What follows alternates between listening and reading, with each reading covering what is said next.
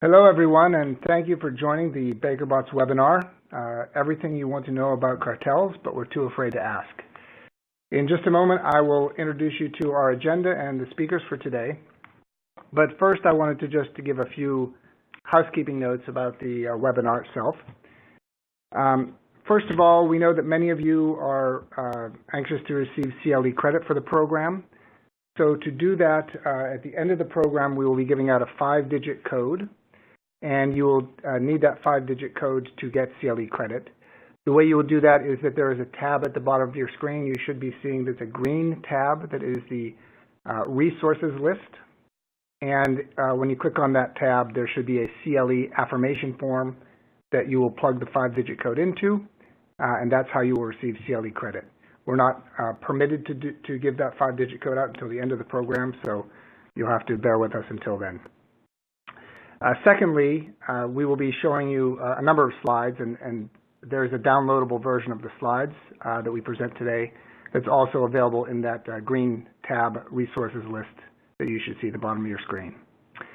And finally, even though our program is titled Everything You Want to Know About Cartels, but we're too afraid to ask, today you can actually ask because there is a Q&A function in our webinar system.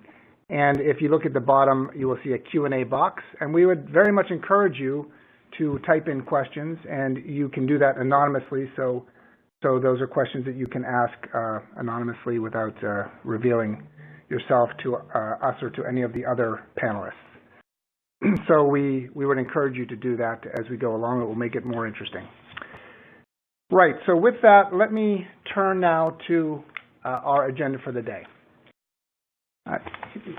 The law of cartels and cartel enforcement has really been well settled for more than a generation and arguably going the whole way back to the time of Teddy Roosevelt.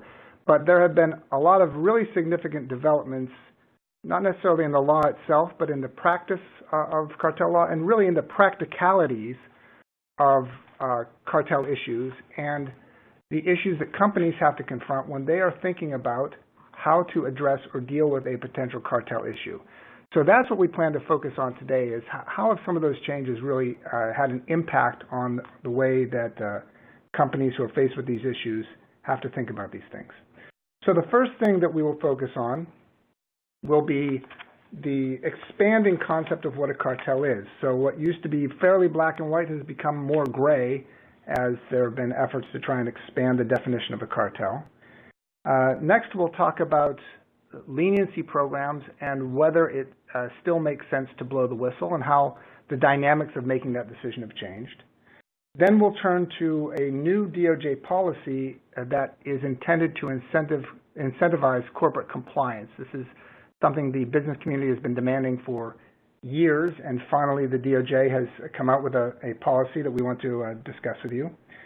And then lastly, cartels have gone international along with everything else. And we'll talk about the very expansive now international regime for cartel enforcement. So to do that, we've got what we think are very fine panelists. First, we'll have Peter Huston.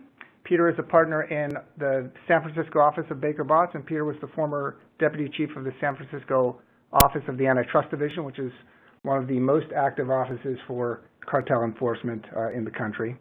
We also have Erik Koons from our Washington office, who is a veteran of many of these cases, including follow-on civil actions. Matthew Levitt from our Brussels and London offices. And Matthew is also a wily veteran of many cartel actions. And I am John Taladay. I am co-chair of the practice and also an experienced cartel practitioner. So that's our overview, and those are our panelists. And let me start by turning it over to Peter Huston in our San Francisco office. Peter? Thanks very much, John. So if we can advance the slide to the next slide, please. We're going to start at a very basic level in the first bullet of our slide here with a definition of a cartel as an arrangement between two or more competitors intended to limit competition and increase prices or decrease costs or otherwise improve profitability. Now, this definition does not come from any statute or case. It's just a working definition we're going to use to get the ball rolling. The actual language of the statute that makes cartels illegal in the United States is really not that instructive.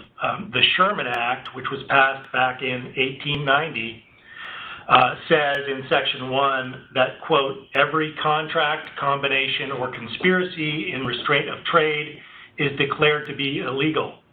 And really, that's all there is to it. They were very brief in their statute writing back in the day, but it doesn't give us much instruction. In fact, I would argue that that language is so vague as to be basically worthless. And in fact, in 1911, the Supreme Court looked at the statute and concluded that it really cannot be read literally to prohibit all agreements in restraint of trade. So they concluded that it only affected unreasonable restraints of trade. And so that's when the so-called rule of reason in antitrust was born. And under the rule of reason, courts balance the pro-competitive benefits of a restraint of trade against the anti-competitive harms and assess the overall impact of the restraint in a defined market. Now, this sort of rule of reason analysis is very labor-intensive and time-consuming for both litigants and the courts. And so the Supreme Court realized over 80 years ago now that things could be streamlined because certain agreements are almost always harmful to competition. And these are what's known as the hardcore cartels. Typical examples are price-fixing agreements, output restriction agreements, bid rigging agreements, and market allocation agreements. In other words, agreements where sellers divide up the market either by geography or by customer. Now, virtually everyone agrees that these kinds of agreements have no redeeming value. And so the Supreme Court held that these agreements are presumed to be anti-competitive. In other words, they're per se illegal. And this per se standard that the Supreme Court came up with is an irrebuttable presumption that certain agreements are illegal. And so that's really an answer to the question at the top of the slide, why this matters. If a plaintiff, whether it be the government or a private plaintiff, can convince a court that this per se standard applies, it's a huge tactical advantage. To use a baseball analogy, it's like letting a runner start on third base.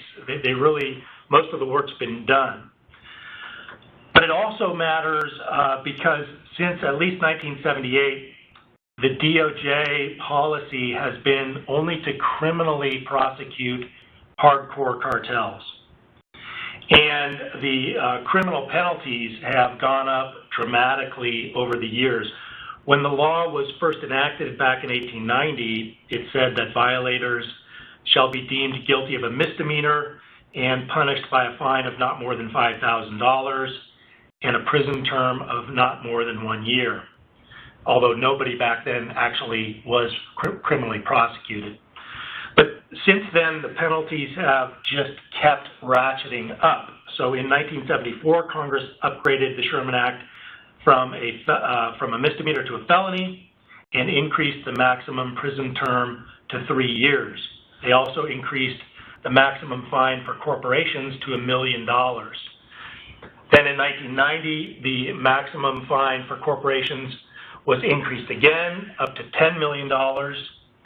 And then in 2004, the fines were increased again to where we sit today, the maximum fine going from $10 million up to $100 million for corporations.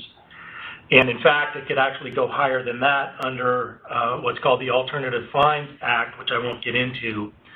And the fines for individuals kind of kept pace with the fines for corporations. They went up ultimately to $1 million. And the maximum prison sentence is now sitting at 10 years, although I will say that nobody has actually been sentenced to that much time. I think the maximum we've seen is 4 years.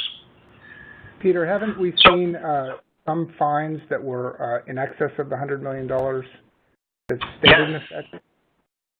Yeah, so that goes back to this Alternative Fines Act that I referred to, and Congress passed a statute that said if you violate a statute and it actually causes harm more than the statutory maximum, you can be fined more than $100 million. So I think that the record sits at $500 million right now for a pure antitrust violation, and of course, if you add in additional violations for fraud and so forth, it can get even higher than that.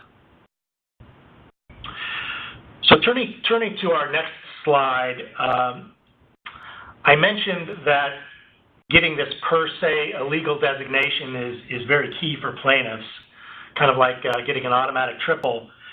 In 1979, the Supreme Court decided a key case on that distinction between the per se and rule of reason. And the case distinguished price fixing that was ancillary to another legitimate agreement from what they called a naked restraint. And that case was Broadcast Music versus CBS. And the court considered whether a blanket licensing arrangement that determined the price of all copyrighted songs in a copyright pool was per se illegal price fixing. And the court said no. It said that that agreement on price was really necessary in order to have the blanket license itself.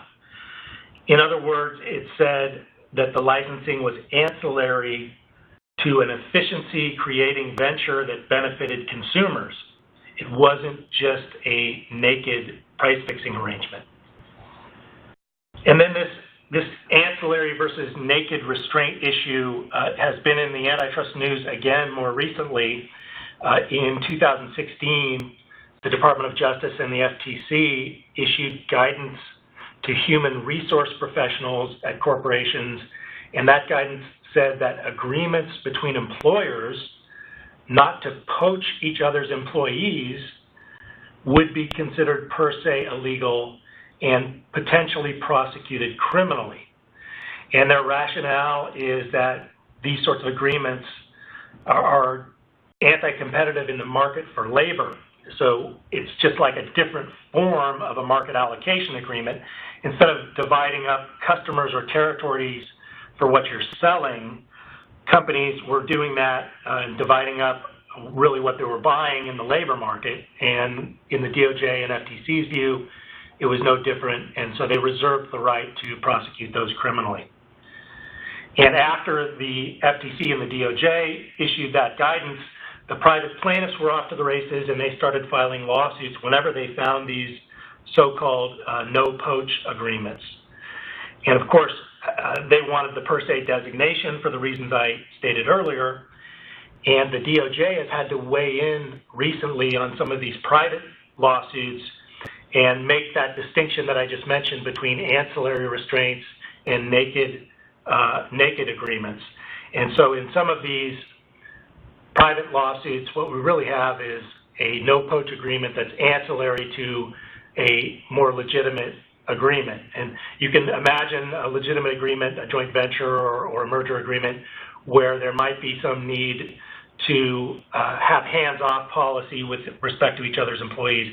And the DOJ basically said in those circumstances, that should be analyzed under the rule of reason and not the per se standard. Moving on to the next bullet point on this slide, I'd like to talk about hub and spoke arrangements. Now, in order for an agreement to be considered a cartel and subject to the per se illegal standard, they typically have to be between horizontal competitors. However, sometimes a group of competitors can use a party that is above or below them in the chain as a go-between in what's been known as a hub and spoke conspiracies. And there was a high-profile case a few years ago with this hub and spoke pattern where the DOJ argued that Apple had successfully orchestrated a horizontal conspiracy among 6 publishers of ebooks. And the allegation was that Apple had used vertical contracts with these publishers to create a horizontal conspiracy among them. And the district court in that case wrote, and I quote, "Although the distinction between horizontal and vertical restraints is sharp in theory, determining the orientation of an agreement can be difficult as a matter of fact and turns on more than simply identifying whether the participants are at the same level in the market structure," close quotes. So she concluded that even though this arrangement included vertical arrangements as well as horizontal, the per se rule should apply, and the government ended up winning that case. There was a big fight over whether the correct standard was applied at the Second Circuit, but the Second Circuit ended up agreeing with the district judge and held that conduct is per se illegal if the vertical organizer of a horizontal conspiracy designed to raise prices is designed to raise prices. So that you can't escape the per se label just by including someone either above or below you in the chain. And another issue that comes up often at the intersection of this per se and rule of reason standard is information exchanges. Now, if hypothetically you had 3 sellers of widgets and they got together and they all agreed to sell their widgets for $10 each, that's clearly price fixing and that's illegal per se. But interestingly, if those same 3 competitors got together and just asked each other what they're going to price their widgets at, and they each said $10, and they ended up, in fact, pricing their widgets at $10, that's considered just an exchange of information, and that is not per se illegal. So there's often fights over whether something goes over the line from a mere information exchange to an agreement, which is per se illegal. Now, of course, we advise our clients to stay well clear of that line because you certainly don't want to get yourself in a fight that might go the other way and push you into the per se territory. Third bullet point, I'm just going to touch on briefly and explain a case that came down recently in foreign exchange markets. This had to do with 3 currency traders, and these traders would be on chat rooms with each other all day long. And they were at different companies, but they were in constant communication over these chat lines. And the government indicted these traders and said that they conspired to manipulate the price of currencies through their chat rooms. But in fact, they were all acquitted at trial. I think the government was feeling pretty confident in itself because these traders had given themselves the nickname of the Cartel. So they actually called themselves the Cartel, and so I think the government was thinking, okay, this should be easy. But in fact, the government ran into a number of problems at trial. One problem was that the people in the chat rooms were sometimes counterparties to one another. In fact, they were buying and selling with each other. So there was a legitimate business purpose for the chat rooms, and they actually used them to trade with each other as counterparties and as a source of information to find liquidity. So they were able to sow the seeds of doubt in the minds of the jury, and that, among several other difficulties that the government faced at trial, caused them to lose the case. The last case I want to mention is a case involving companies that identified estates where someone had died without a will, the so-called heir locator case. And the companies had this service where they would go out and find potential heirs, then contact them and help them get their money through the probate court, minus a contingency fee, of course. Now, the defendant company that was charged by the DOJ in this case and its competitor, they had developed and implemented a set of written guidelines that said if both companies contacted the same heir, the first company to contact that heir would get the business for that estate and would share some of the contingency fees with the other company. Kind of a classic market allocation agreement. And the DOJ charged the case as a per se market allocation violation and indicted the company criminally.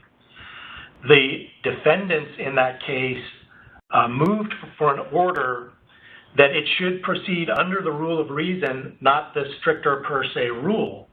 And they argued that the agreement is not like an ordinary customer allocation agreement, and instead it was more similar to a joint venture. And they argued that the guidelines really led to increased output, not decreased output. A number of other arguments that they tried to throw up there, and actually the district court judge bought those arguments and said that the case should proceed under the rule of reason. He said it was an arrangement that was structured in an unusual way, and it affected only a small number of the states, and it occurred in a relatively obscure industry with an unusual manner of operation. So ultimately, he concluded that the agreement on its face would not necessarily restrict competition or decrease output, but was actually efficiency enhancing. So that worked at least for a while for the defendants. Then the 10th Circuit, when they got a look at the case, they were a little more skeptical and basically instructed the district court to take a harder look and gave the district court some pretty strong hints that he had gotten it wrong. And when the case ultimately was remanded back to the district court, he took the 10th Circuit's hints and reversed himself and applied the rule of reason. The per se rule. So I think that the bottom line takeaway from that case is you can make arguments and that the rule of reason, not the per se standard, should apply. Those arguments may win the day, but they might not ultimately win. But there is a lot of gray area that you can hang on to if you've got some good facts. So I think with that, I'll turn it over to the next presenter, and we can talk about what's next in the presentation. John, back to you. Yeah, so Matthew, you want to talk a little bit about the blurred lines in the EU? Yeah, sure. Shall I move it on? Yeah, okay. Right. Okay, so thanks. So I'm going to talk a bit about the same sort of territory that Peter has just been talking about, but from an EU perspective. Starting point is that some of the sort of concepts that Peter has been talking about, particularly the notion of the hardcore cartel, is very recognizable in Europe. Price fixing, market sharing, capacity limitation, those sorts of things form the basic, classic subject matter of a hardcore cartel. But there are a number of quite significant differences in the way that the law has developed and been applied. One point to note in passing is that the fines in Europe have often been very much higher than they have been in the US for cartel behavior. We've had several fines of more than €500 million for cartel behavior, and a few examples of fines approaching €1 billion for cartel conduct. The second thing is that, and it's quite a marked contrast with the US approach, is that the civil-criminal distinction doesn't apply. And secondly, the concept of a concerted practice, which is referred to in our European treaty as an alternative to an unlawful agreement, means that a cartel could be formed on the basis of facts and behavior which would not meet the standard of an agreement under US law. And I found the example that Peter gave of the 3 widget makers who didn't agree what they would charge, but they told each other that they would charge $10 per widget, which wouldn't meet the standard of a per se criminal agreement under US law. Well, I think it's clear that under European law, that would clearly be regarded as either a concerted practice, possibly an agreement. It may not much matter, because in either case, it would be treated as a cartel and fined as such. So just to illustrate that point with a few more examples from the case law and the sort of cases that have either been upheld by the European courts or at least pursued by the European Commission. So the first case, which was treated effectively as a cartel, there was a meeting between various mobile phone companies in the Netherlands who had one communication of the costs of a particular service that they provided. And there was no allegation that they had agreed to pass on those costs at the same level or that they ever discussed that again. But that was found to have constituted a by-object infringement, effectively a cartel. There was the bananas case, which was triggered by an immunity application, where again, there was no allegation or finding that the banana producers had agreed on the price that they would charge in Europe, but they had had regular discussions about various factors that would influence the price of bananas, such as whether there was congestion in the ports, which could impact on the supply of bananas, what the weather was expected to be like, because there is apparently a close correlation between cold weather and increased banana consumption. And that case was also treated and fined as a hardcore cartel. There's another case which is at the sort of outer reaches of this area of law, which was pursued by the Commission, though ultimately closed without a finding of infringement, which related to the public announcement of future price increases in the container shipping sector. So there was no finding or allegation that the companies had ever met in person or communicated with each other. They had simply put into the public domain through press releases and other publications the amounts by which they intended to increase their prices. And that was pursued by the Commission, though, as I say, no ultimate finding was made to this effect, but it was pursued as a concerted practice to fix prices. Then there have been several benchmarking cases and purchasing cartel cases. The cases in the banking sector involving Libor, the yen Libor, which all involved alleged collusion in relation to a benchmark. There have been similar cases in relation to various chemical products, including alleged purchasing cartels. One of the biggest cases that the Commission is pursuing at the moment, the Commission likes to call a cartel on innovation, which is the investigation also initiated by an immunity application against the large German car manufacturers in relation to alleged innovation in relation to emissions. There have been cases similar to the hub and spoke cases that Peter discussed, but also cases against so-called facilitators.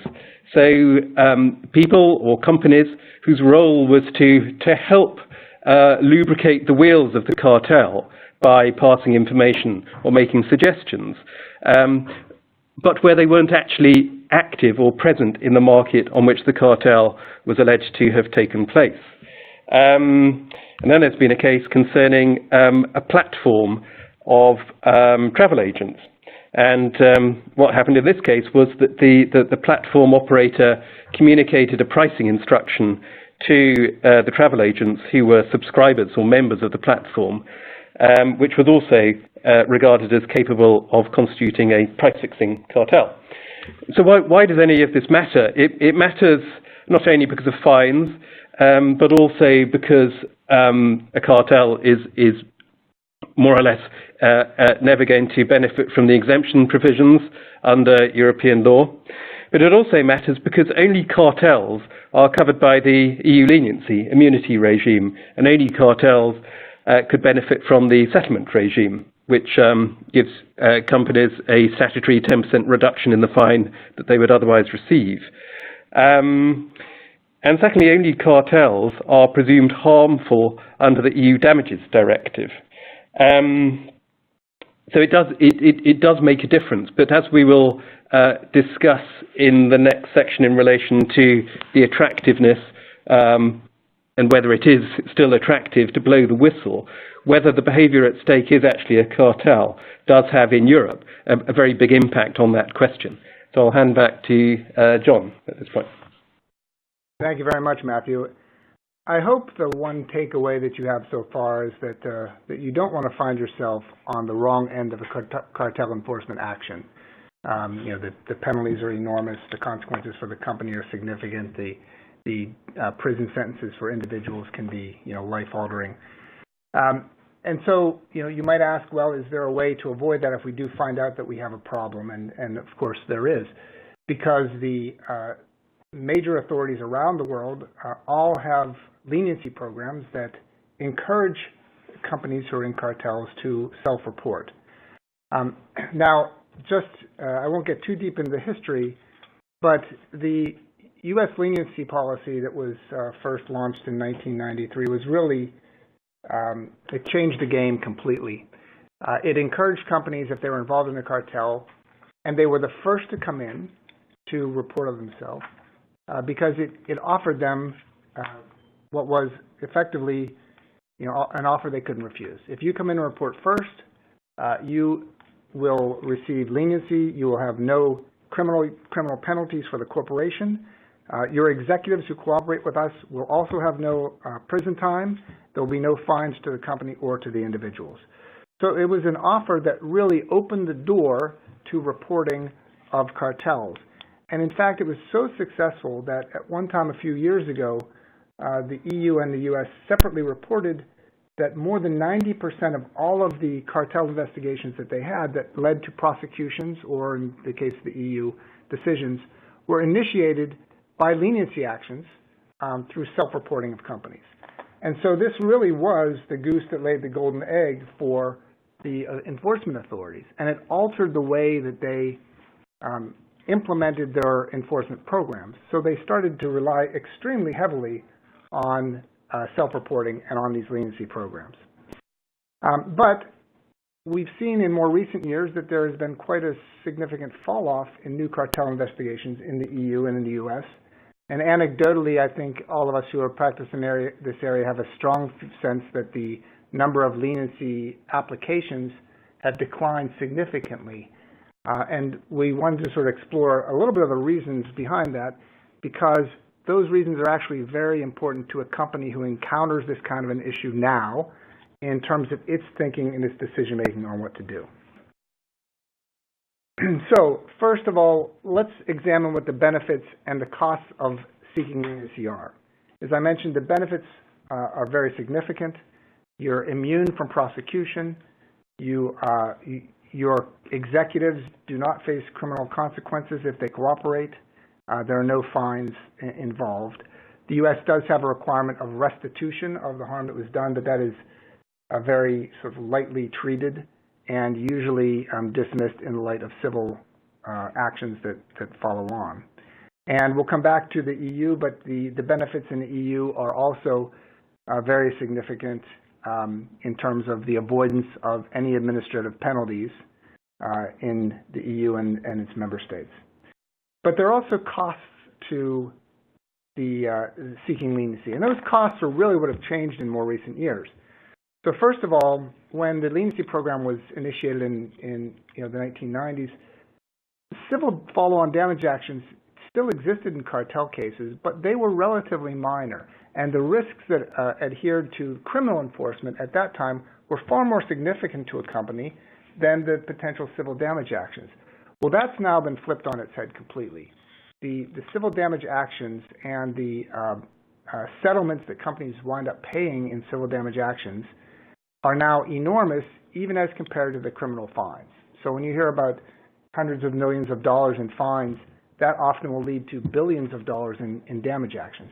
And the leniency applicant is not immune from those civil damage actions. The DOJ started to realize this was a problem, and so in 2004 they passed a statute which has a title that would put you to sleep, so I won't tell you what the full title is, but it's referred to as ACPARA. And ACPARA basically said, look, we're going to try and limit the civil consequences for those companies who seek leniency. We're going to make sure that they don't have to pay treble damages like the other defendants might have to, and that they are immune from joint and several liability. But the catch with ACPARA is that in order to get the benefits in the civil side, you have to march forward and cooperate with the civil plaintiffs, and you have to acknowledge the wrongdoing. And so in some sense, you get this statutory benefit of avoiding these damages, but you have to put your head on the chopping block in order to do it.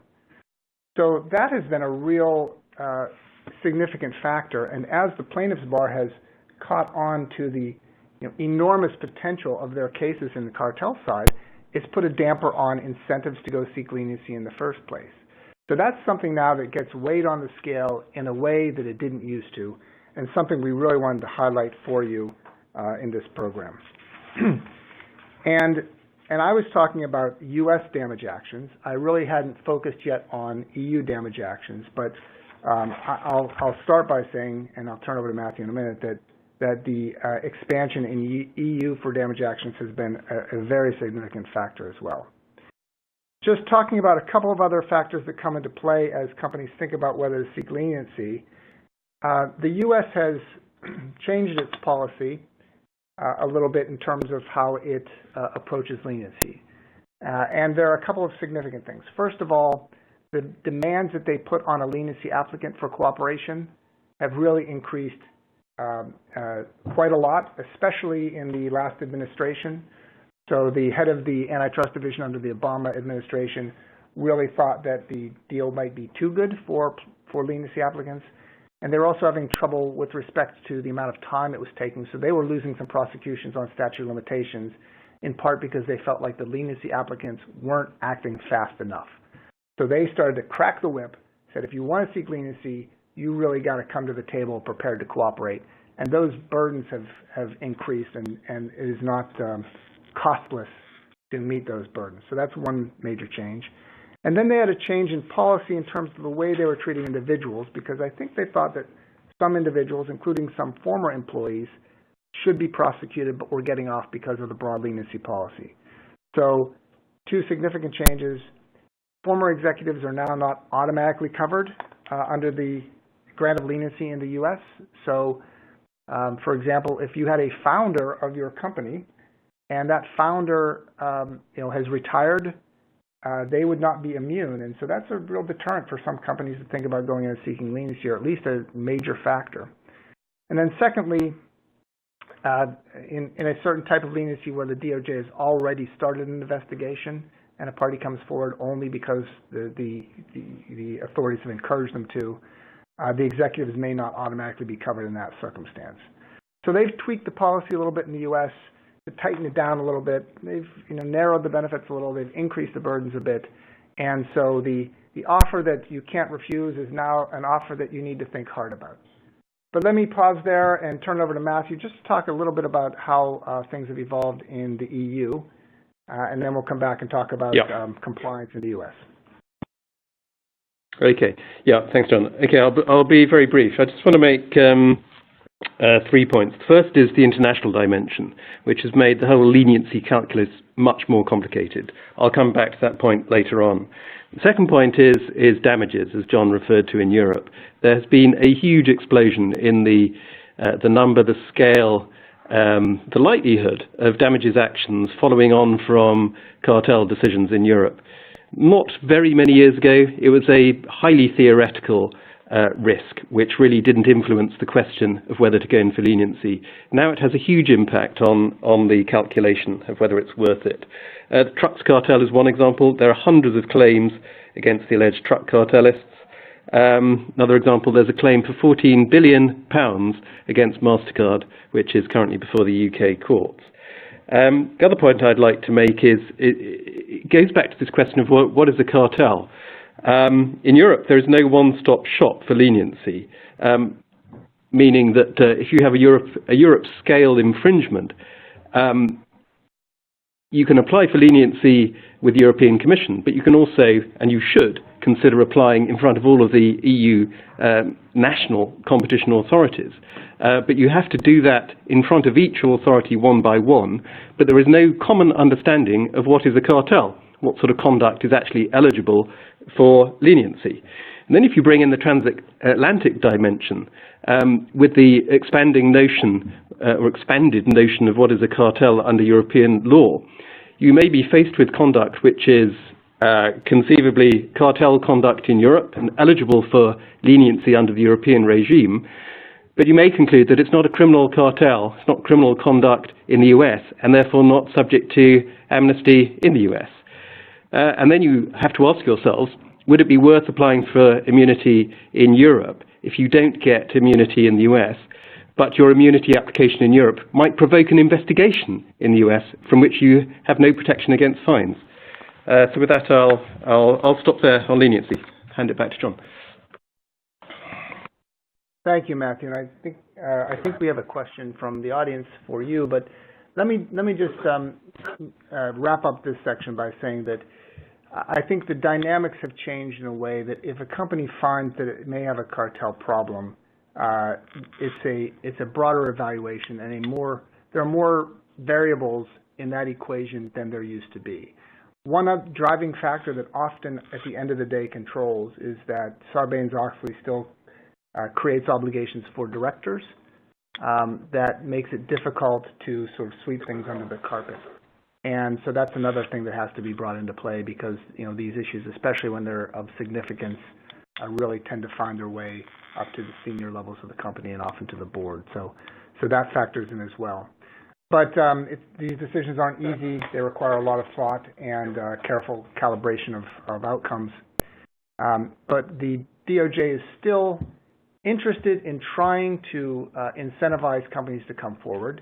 And so one of the things they've done, as I said, is something the business community has been asking for years, which is they've tried to create incentives for corporate compliance. So let me ask Erik Koons to speak about that. Erik?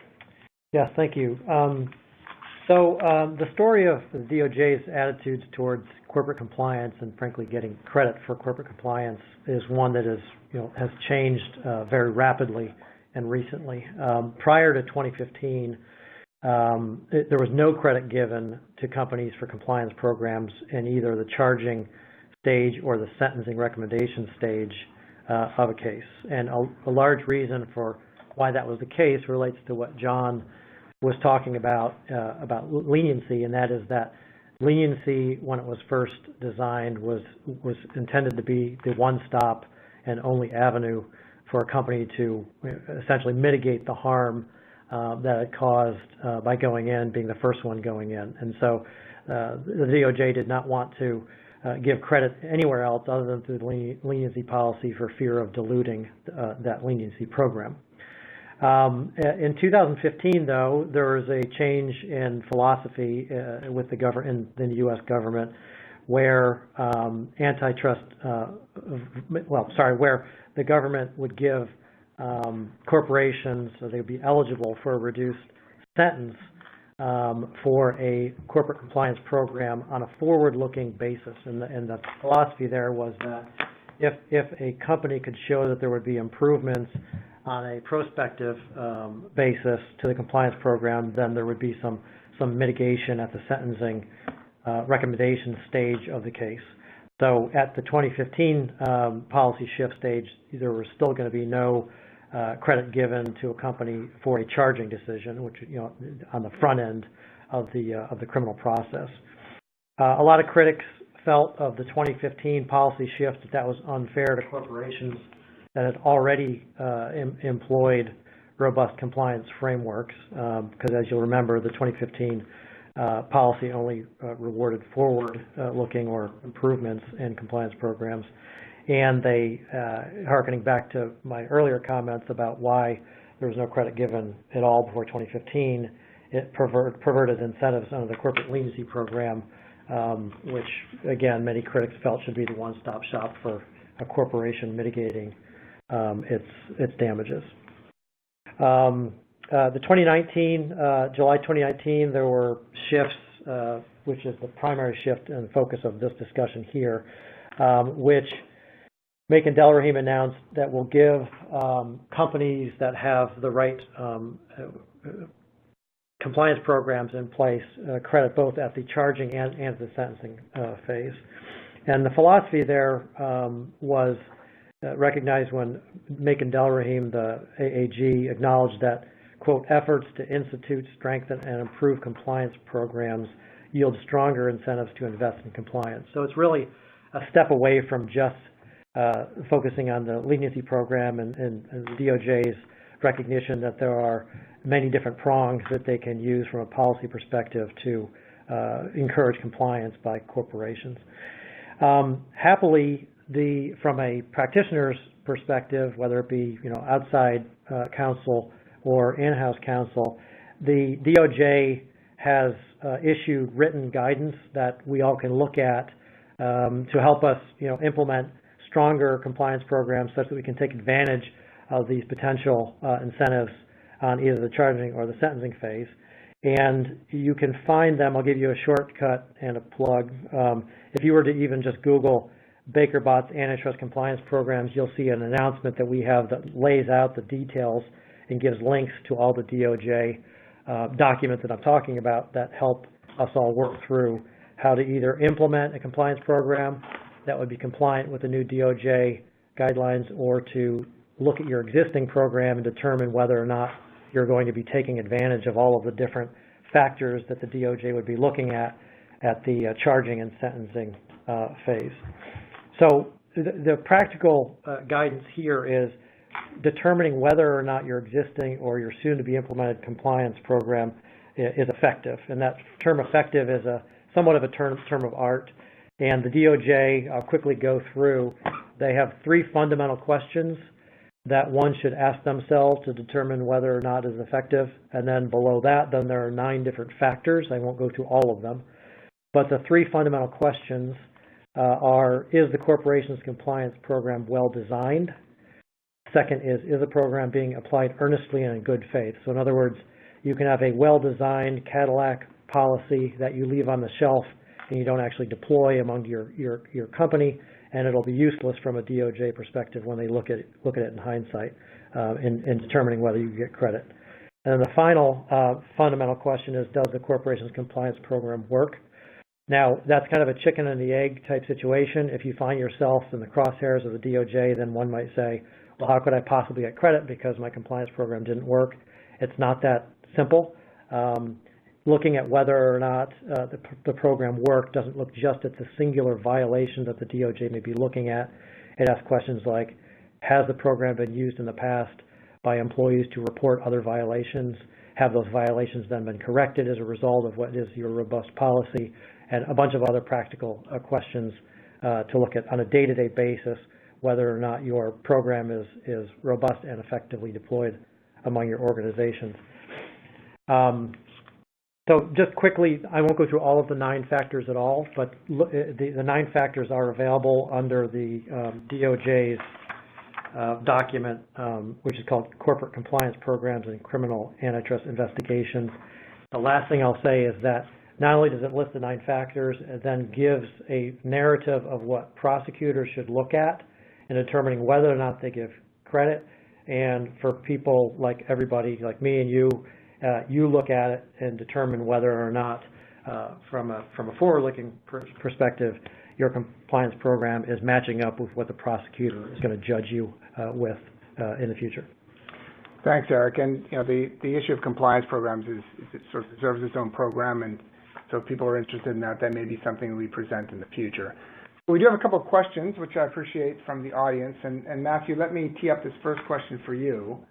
The question is, what is the EU treatment of behavior that is cartel-like, but is taking place between either a parent and its subsidiary, whether wholly owned or only partially owned, or is taking place between a company and another affiliated company?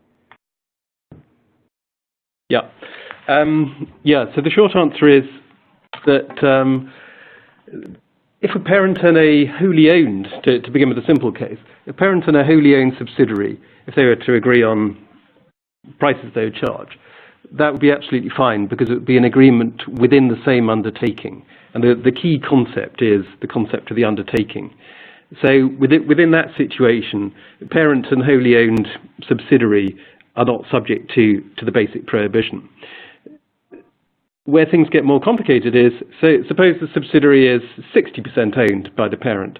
The question then is, does that 60% ownership confer sole control on the parent company? If it does, then the answer would be that still they can agree whatever they like. They can do whatever they like together. But suppose the 60% confers any joint control, or suppose it's a 50% holding, and essentially it's a holding in a joint venture. Then what is the answer to the question about the application of the prohibition to relations between a parent and a JV?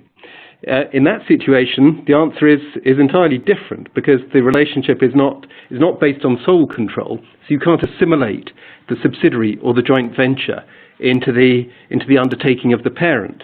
So in that situation, the basic prohibition can apply, and there have been some cases where the Commission has pursued the relationship, coordination between a parent and a joint venture. And then there are other situations. There are all sorts of permutations, but you can also imagine situations where you have two joint ventures which may have some link between them. A lot of these cases essentially come down to this question of control.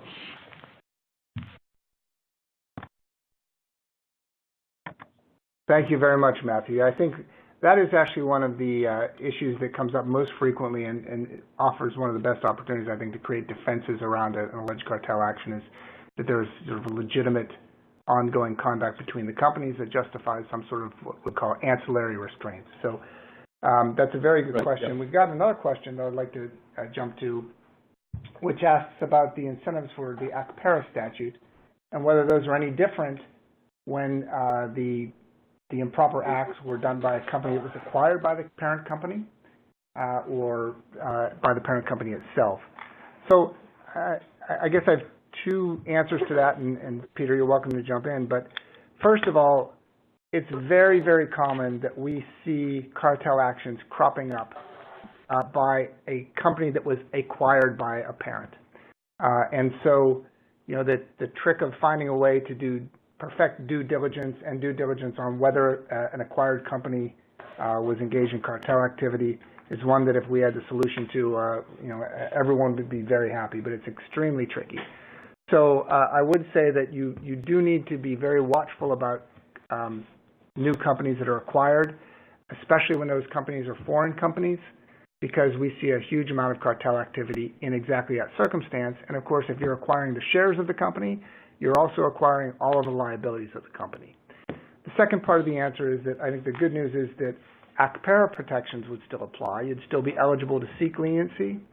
And the ACPERA benefits, which are the ones that relate to the civil actions that follow on, are available to the leniency applicant. So they tie to the leniency applicant.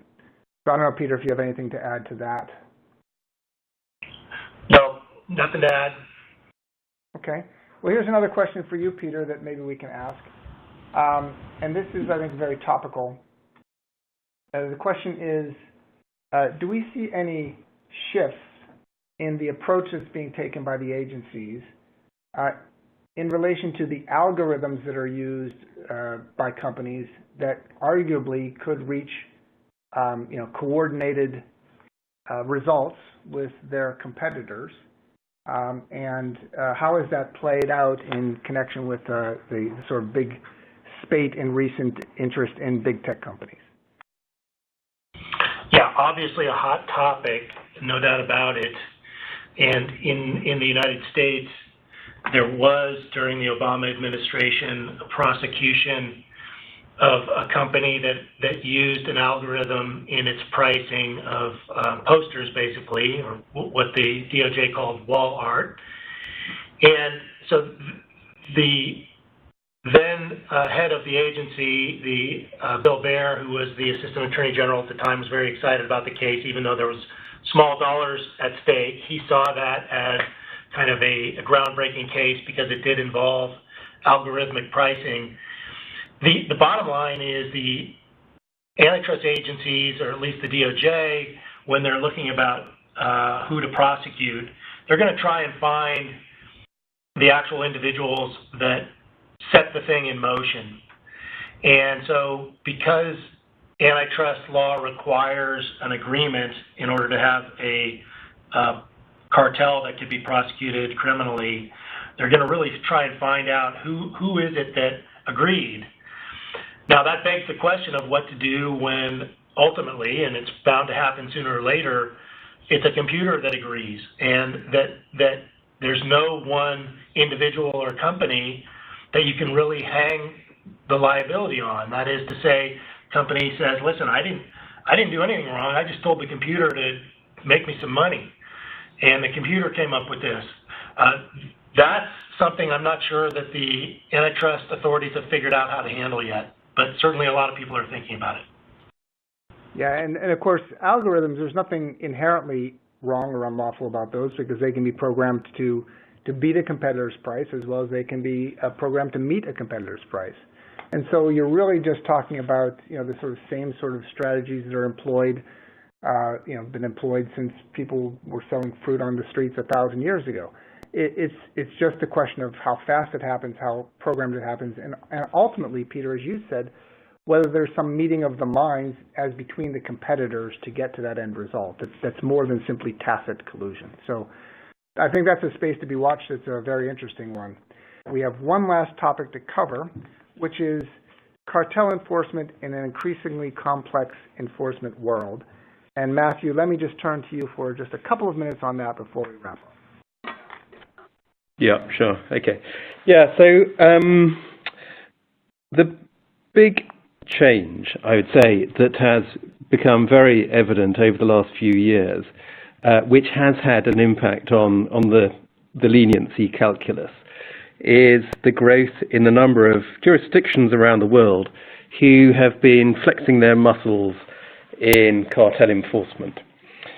It used to be the case that life was relatively simple, that the USA, the EU and Japan were the main authorities who would prosecute cartels, they would pursue cartels, and they would coordinate their raids. But it has become increasingly apparent over the last few years, say half dozen years, that there are a lot of other countries who are also keen to flex their muscles. Canada, South Africa, Brazil, Mexico, Australia have been very active, not only in the prosecution of domestic cartels, but also international cartels. And then in more recent years, we've seen China becoming active, again, not only domestically, but also in international cartel enforcement, India as well. Just a word about India. There was a lot of hesitation there because though it had a leniency regime, it was unclear whether it was possible to benefit from 100% immunity if you went in. That uncertainty has been more or less overcome. So we now see more companies going in for leniency in India. And then South Korea, Chile, Peru, New Zealand, Russia are all increasingly active. And it is undoubtedly true to say that more countries will become more active.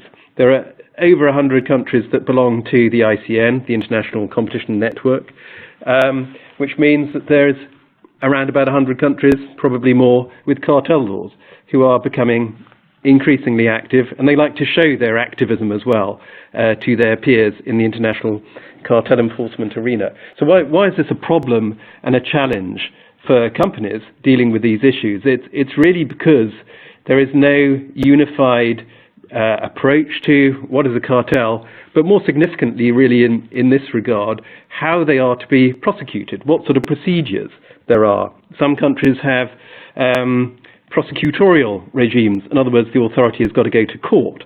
A lot of other countries, like the EU, or jurisdictions like the EU, the authority can take a decision. There are differences in relation to leniency in settlement. Do you have to admit you have done wrong in order to apply for leniency? Some countries barely have legal privilege. There are issues around the disclosure of documents that you might have submitted in one jurisdiction. Could they be disclosed in the context of damages in another jurisdiction? Can you do oral statements like we do in the EU before the DOJ? In many places, you can't. It's a written procedure which leaves you open to the risk of disclosure.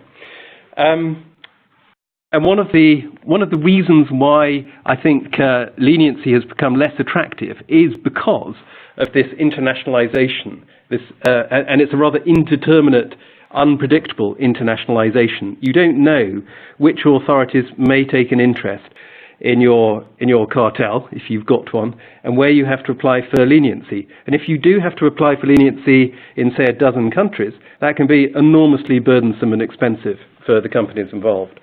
The answer is not a perfect one, but the only answer really is to ensure that you, if you're in that situation, that you're able to control the process as best you can, by ensuring that you're consistent in what you say, that you're conscious of the risk of disclosure of documents from one jurisdiction to another, or anything that you submit being used against you in another jurisdiction.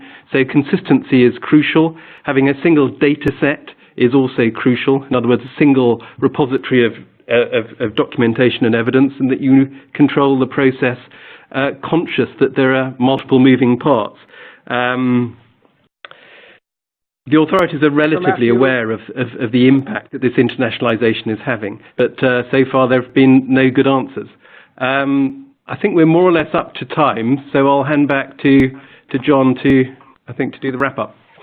Yes, thank you, Matthew. I won't put much fanfare around the wrap-up, but I want to thank everyone for participating.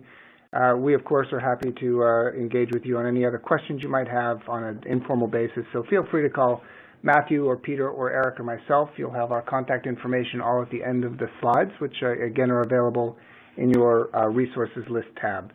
So thanks so much for joining us. This is one of what will become a series of these, so we hope that you'll follow us in the future, and we look forward to speaking to you all very soon. Thanks so much. Bye-bye.